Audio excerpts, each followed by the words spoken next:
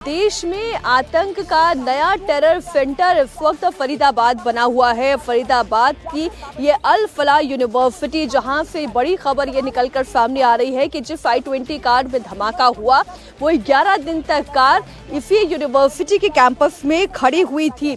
इसी दौरान यूनिवर्सिटी में पढ़ने वाले छात्रों से भी जांच एजेंसी पूछताछ कर रही है। 10 छात्रों को इस वक्त जांच एजेंसी पूछताछ के दायरे में ला चुकी है और ये 10 छात्र साउथ कश्मीर के रहने वाले बताए जा रहे हैं। और बड़ी बात यह है कि इन सभी छात्रों के पास अपनी कारें हैं। बड़ी खबर आपको बता दें, जो सबूत अभी तक मिल रहे हैं उन सबूतों के आधार पर जब इस टेरर ट्रेल को खंगालने की कोशिश हो रही है, इसको इस्टेब्लिश करने की कोशिश हो रही है, तो जितने स्टूडेंट हैं, जो 10 स्टूडेंट जिनसे इस वक्त जांच एजेंसी पूछताछ कर रही है, ये स्टूडेंट अव्वल तो साउथ कश्मीर के रहने वाले हैं और इन 10 स्टूडेंट के पास अपनी अपनी कार है। कुमार सोनू हमारे साथ जुड़े हुए हैं। कुमार, ये 10 स्टूडेंट पहली बात साउथ कश्मीर के रहने वाले हैं और इन 10 स्टूडेंट्स के पास अपनी कार है।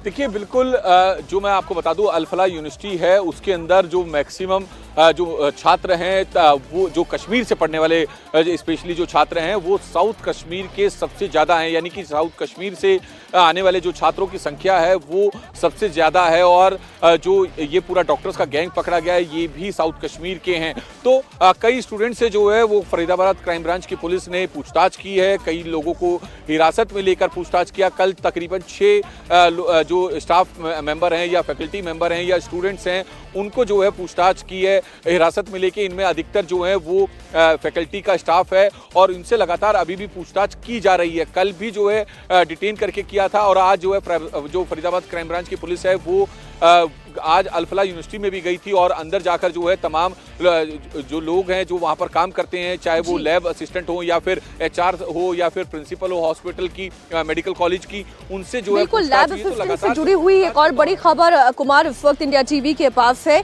दिल्ली ब्लास्ट से जुड़ी हुई टीम जो है, दिल्ली ब्लास्ट से जुड़ी हुई इन आतंकियों के खिलाफ जो जांच चल रही है, जांच एजेंसियों के इस वक्त टारगेट पर अल फलाह यूनिवर्सिटी में जो काम करने वाले कर्मचारी हैं, चाहे वो लैब टेक्नीशियन हो, चाहे वहां पर पढ़ने वाले छात्र हो, उनसे इस वक्त पूछताछ हो रही है।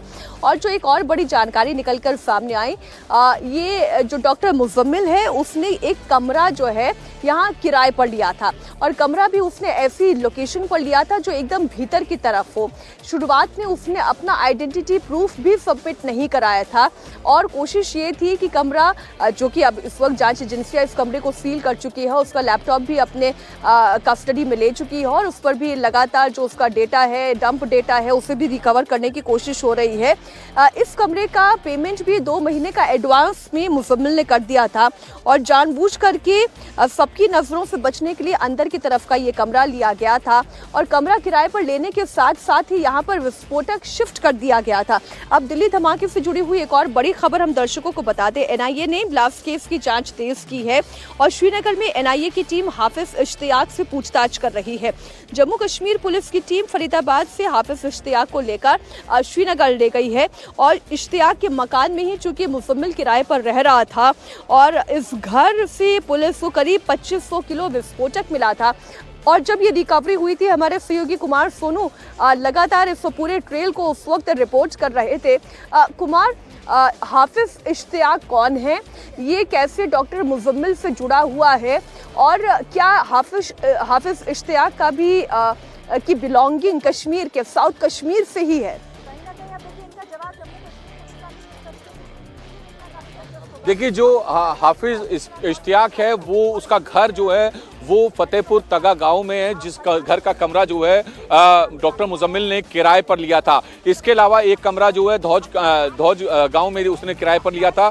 सबसे ज़्यादा जो एक्सप्लोजिव है, जो विस्फोटक है, वो फरीदाबाद के फतेहपुर तगा गांव से बरामद हुआ था, जिसका मालिक जो है वो हाफिज इश्तियाक है, जिसको जो है जम्मू कश्मीर पुलिस ने गिरफ्तार कर लिया है और वो अपने साथ उसे श्रीनगर ले गई है, जहाँ पे उससे लगातार पूछताछ की जा रही है। NIA की टीम भी जो है हाफिज इश्तियाक से जो है लगातार पूछताछ कर रही है। दरअसल हाफिज सईद से, अब हाफिज इश्तियाक से जो है पुलिस ये जानना चाहती है, जांच एजेंसी ये जानना चाहती है कि कब से वो मुजम्मिल के संपर्क में था, मुजम्मिल के संपर्क में वो कब आया, कैसे आया और क्या उसको इस पूरे उसके जो इनका पूरा जो ये रैकेट था, जो पूरा नेक्सस था, पूरा जो ये प्लानिंग कर रहे थे, उस प्लानिंग के बारे में उसे कितनी जानकारी थी। मीनाक्षी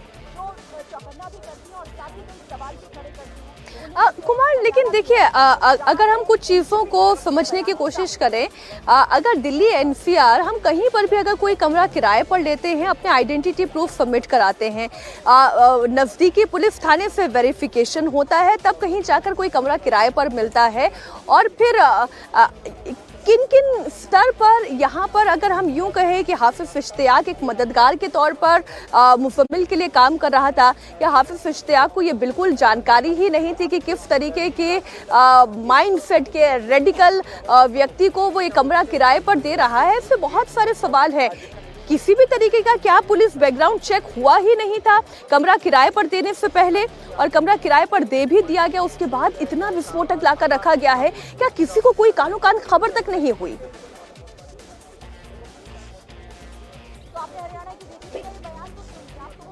देखिए ये एक बड़ा अहम सवाल है मीनाक्षी। वो कमरा अगर देखेंगे तो उस कमरे को देखकर जो है आम आदमी तो छोड़िए, कोई जांच एजेंसी का भी अधिकारी इस बात को शक नहीं करेगा कि इस मामूली से कमरे में जो है 2500 किलो से ज़्यादा जो है विस्फोटक रखा होगा। उस कमरे की स्थिति ऐसी थी, एक टूटा सा गेट लगा हुआ था और जहां उस कमरे में विस्फोटक रखा था उसके आसपास जो है जो जानवरों का भूसा होता है, जो चारा होता है, वो रखा हुआ था। ताकि मुझे अभी आपको रोकना पड़ रहा है क्योंकि बड़ी इस वक्त बड़ी खबर आ रही है। ये बड़ी खबर लखनऊ से आ रही है।